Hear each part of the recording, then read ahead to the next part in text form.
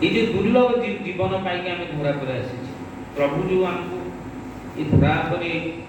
सुजोग देते देख से परम प्रभु लीला कर परम पुरुष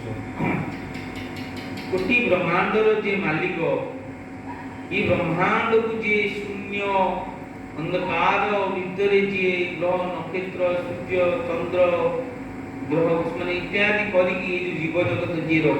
रचिचंती से मध्य आम मान मेल भितर आम मान सहित रही जुगे जुगे से लीला पुरुष लीला करते भक्त श्रद्धालु से भक्त प्रिय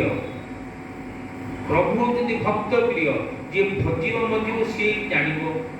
प्रभुर महिमा प्रभु की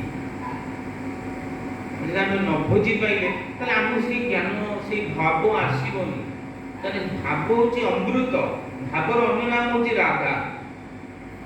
भावर अन्य नाम हूँ राधा अर्थात जो राधांकर जो कीर्ति रही जगत में जो प्रेम जो त्याग जो समर्पित भाव ये सर्वांग शरीर रे कृष्ण राधांकर आ कृष्ण का शरीर रे सर्वांग राधा राधा शरीर कृष्ण कृष्ण शरीर राधा अर्थात भक्त शरीर भगवान भगवान शरीर मध्य भक्त ये अनादि कालर लीला भक्त भगवान आम से नमजिले आम बुझीपर तो भगवान लीला जगत दुर्लभ जहाँ देखा स्वयं भगवान देवी देवता माने स्वधान छाड़ी कहते मर्त्य लोक पलि आसती लीला देखी गली जमी उदाहरण कथा अच्छी भगवान राम अवतार कथा भगवान श्रीकृष्ण अवतार कथा जो धरा कर आसी मर्त्य मनीष रूप में जन्म नहीं गले जगत से देवी देवता माने पलि आसती मर्त्य लोक भगवान को सब चक्षुरी दिव्य रूप देखिए एक प्रणाम माने प्रमाण अच्छी जगत अनेक माने चिंता करूँ से भगवान ही पुणी से विभिन्न प्रकार भाव में जगधर धरा पलि आसती से दुर्लभ लीला को अमृत को पान करी भावर